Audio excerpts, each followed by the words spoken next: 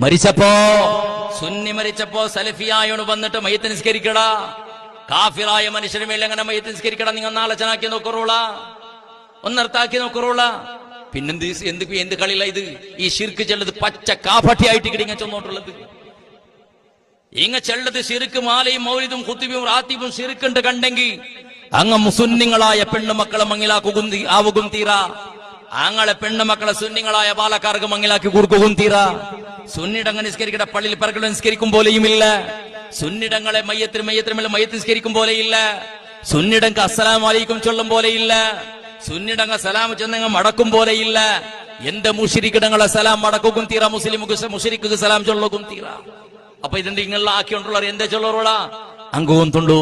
ഇത് ഞങ്ങൾ ചെല്ലുടെ കളവും മാലയും മൗലിദും ഖുതുബിയത്തും റാത്തീബും സിയാറത്തും ഉറൂസും ഇതെല്ലാം ശിർക്ക് ചെല്ലത്.